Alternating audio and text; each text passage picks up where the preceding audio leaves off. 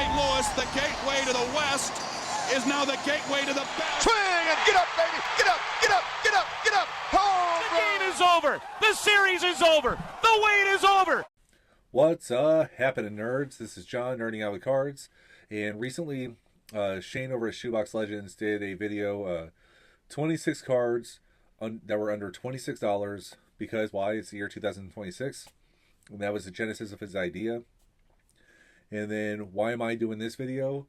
Because MD over at Base is Beautiful, which congratulations to him.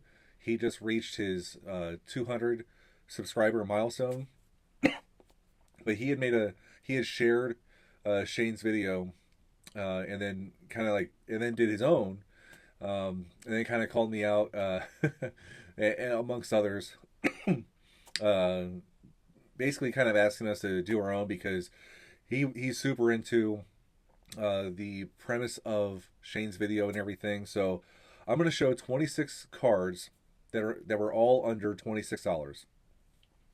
Now, at the same time, I was over on Adam's channel, Pints in a Flood for the Wind. You know, we did our June monthly pickups video, and within that video, we were talking about, you know, cheap cards. And I don't remember what I said word for word, but it's one of those things where, we all know that there's cheap cards out there, and it's easy to say, you know, just go out and buy cheap cards. But one of the points I made was, what's the point of it if they don't fit your collection, right? You know, if you're a Hall of Fame autograph collector, it's going to be kind of difficult to get a lot of those for under $26, unless they're fake or something, right?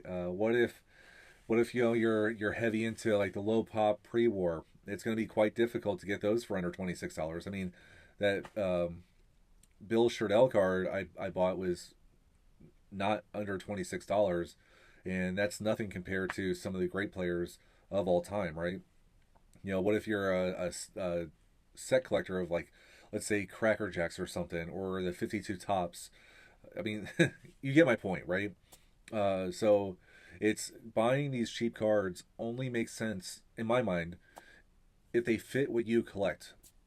So anyway, there's not going to be any, like, rhyme, you know, order to what I'm showing, but they all kind of illustrate what I'm talking about, you know, that they have a fit within your collection.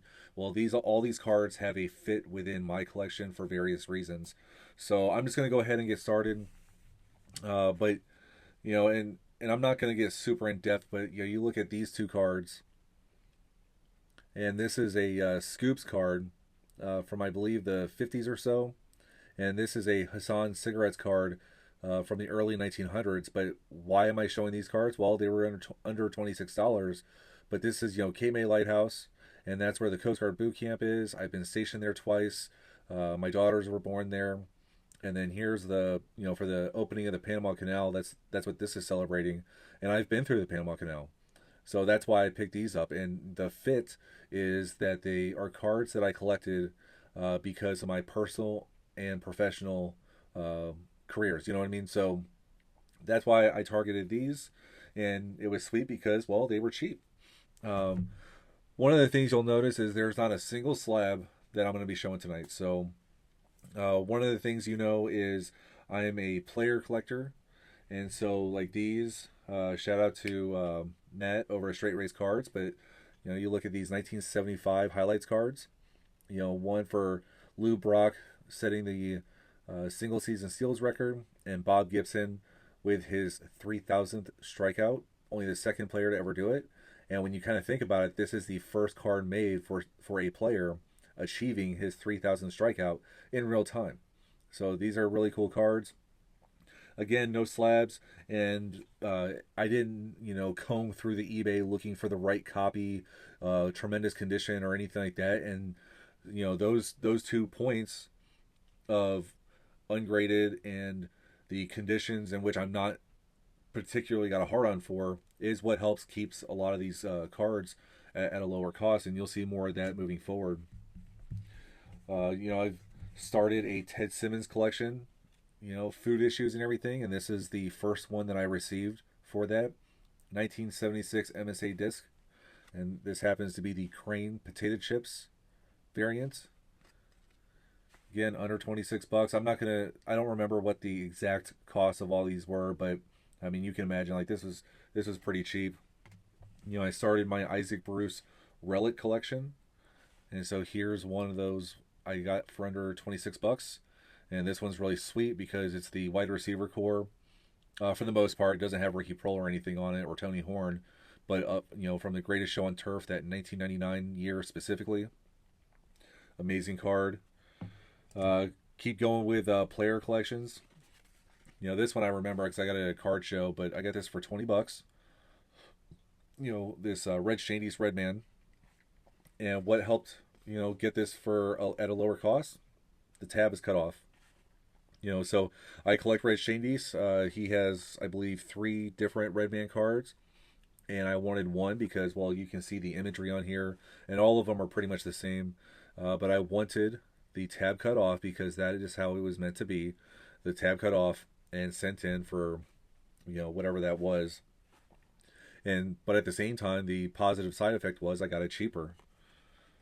These you see a lot of, these Perez Steel postcards. And most often you see these because people, they're great items, great cards for autographs. Now me, I loved, you know, the artwork and the imagery on this. I did not particularly care to have an autographed copy. And because it's not autographed, well, it's significantly cheaper. You know, so that's, you know, you see all these reasons why. And again, this one I got from Tom, Keishi 1967. But this one, you know, it's just a really fun card.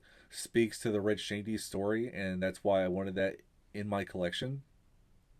And of course, this was a really cheap card. So, you know, those are some Red Shandy's cards that I was able to add to my collection that fit within my collection, and I'm happy with. You know, these 3 right here, I'll show them all at once. But all 3 of these Ken Boyer exhibit cards were under $26 individually. And this completes the Ken Boyer exhibit run. And the reason why there's 3 is because, well, we have the blank back, the red stat back, and the black stat back. And so I get to add this somewhat of a sub-collection rainbow kind of thing within my Ken Boyer collection, which, you know, I'm kind of super collecting Ken Boyer. And so these are awesome additions. And because he's not a Hall of Famer, well, these cards get to be cheaper, you know, so that's really cool. Let's see, Yadier Molina. You know, I love collecting Yadier Molina, and the main you know thing I collect of him are the Topps Gold cards, and this one right here is the card that finished my Yadier Molina Topps Gold collection, and this one I do remember, it was $5. You know, so it was a significant card. You know, it was that last card, completed a collection for me. Well under the $26 threshold of this video, but it's so important and memorable. You know, I had a lot of fun with that on that video. You know, I do collect other Yadier Molina cards, and so this one's just a fun one with him and his brother Jose. It's actually a Jose Molina card, and of course Jose Molina is not a very highly collected player. But Yadi's on it, and this is one of those image variants that they do these days. Or they've been doing it for a good number of years now, but I think this one was, I think, $7 or $8. But for me, this is a really fun one because I do like to collect the Yadier Molina story. Obviously, his brothers are a big part of that story, and this one's just a really fun card, really cool, and very inexpensive. Let's go with these ones. What helps now is like these Topps Now cards. You know, like Adam, he's big into them. But you know, if you're not going after, you know, the different parallels, the numbered cards and everything like that, you can get these pretty inexpensive. And so, like, I got this one this year because I waffled on this card for a number of years now, because this is from 22, and this is when Pujols re-signed with the Cardinals. But specifically, the fit within my collection of this is the day he re-signed. So the date on this card, I was there at spring training in Jupiter, Florida, when the announcement came, and then he came onto the field, walked down the foul line to the dugout, and I was 3 rows from the field, and so he walked, like, it felt like right by me, and got a huge standing ovation. There was an announcement on the PA system that he had re-signed and he was being reintroduced to the Cardinal fan base, and so that framed image, right there, one of those little small pictures right there is of Pujols walking by, and so that's why I wanted this card, and it was like $6 or $7 or something like that. Really cool. But you can also get them direct from Topps now, or from Topps for the Topps Nows. And of course, there's a potential you can get one of the parallels, variants, or whatever the case may be. But at the same time, the cost for a card, it is like $12 or something. Even with shipping, it's under the $26, right? And so you can get cards, especially if you're wanting it just for the moment that the card is being manufactured for. And so that I got 3 right here from when the women's hockey team won the gold medal with the golden goal over Canada, and then the men's hockey team with the golden goal over Canada as well. What's cool is they made a combo card for both. And again, each of those cards individually under $26, but the fit within this collection, it was such a momentous occasion time. I love hockey, and it was so cool for the first time since 1980, specifically for the men, to have won the gold medal, and it was just so awesome. And so that's the fit within my collection. Is I wanted cards that signified that event, because I watched Miracle, love that movie, heard so much about the 1980 team. Not that is the same, but it's still so amazing. I don't do a whole lot of prospecting or anything like that, but there are some cards, and because these are so cheap, it's like, might as well pick one up. You never know. They could become a beloved Cardinal, an all-time great. This card could end up in my Cardinals Hall of Fame and Museum collection. And so, you got Gold Glove Award winner Mason Wynn. And this is like a 50-cent card, but it could have a significant place within my collection many years from now. Who knows? You know what I mean? But at the same time, the team is doing pretty good. Mason Wynn is a lot of fun to watch for me or listen to on the radio.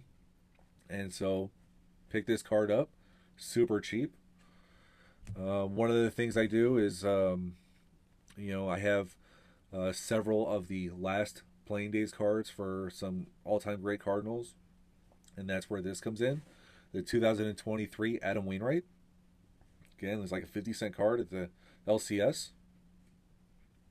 But at some point in time, I'm going to get all these cards together, the last playing days cards, and kind of organize them and have them in such a way that I can go through the cards and enjoy them. So when I do that, I'll already have the Adam Wainwright card. Kind of going back to what I said earlier, the not chasing slabs, not getting too twisted about the condition. I got some rookie cards of some of the baseball legends. Tony La Russa, Whitey Herzog. Of course, those two are most known for their managerial fame. And then Bruce Sutter, one of the few closers, relief pitchers that are in the Hall of Fame. And then all 3 of these, which is why I wanted them, they are all in the Cardinals Hall of Fame. And so when I expanded it to getting their rookie cards, first Topps cards, to go in that binder, all these 3 had a fit within there, and all pretty inexpensive. And then I saved these for last. I know it's kind of fuzzy in the camera, but you see I already got that canvas print of Ozzy and I on the field at Busch Stadium. I obviously my last video, that's what it was all about. So I already got that up on the wall, and I do want to have stuff surrounding it. I'm doing a poor job with that. Anyway, you get the point. Really cool having that up on the wall, and it's pretty sweet that now in my videos it's going to be over my shoulder. But I am a super collector of Ozzie Smith, and when you super collect a player, inherently there's going to be cheap cards. Especially you figure if you super collect like a modern player, there's going to be base cards, and those are very inexpensive. Already went over that with Mason Wynn, Adam Wainwright. And then, of course, in Ozzy's era, you know, the 80s and 90s, there's tons of cheap cards. So now at this point in my collecting journey of Ozzy Smith, it still boggles my mind that I can find some of these cheap cards. And so, of course, you know, I showed this in my Ozzy Smith video, and then the video with Adam, but got this for like $10. This came up earlier this year. Took me a good while to find it, but I finally did. And again, really cheap card. It actually ended up being cheaper than what I had expected it, just because it was so damn hard to find. But, you know, I got it. And then before I get to the last one, there's this one. So, got this really cool, obscure, you know, oddball Fredbird. And this is going to be kind of like a bonus card, because I think that would be the 27 that I'm showing. But anyway, what's really cool about this, well, it was under $26. Yeah. But this specifically led to a just once in a blue moon opportunity for the next card that I'm going to show. But the chain of events, right? And I would say sometimes you end up finding a card and you get it cheap, yes, but far cheaper than what you expected it to be, based off of, I don't know, asking prices from others and whatever, you know what I mean? And so this card right here, I didn't really expect to kind of ever get, but then I did.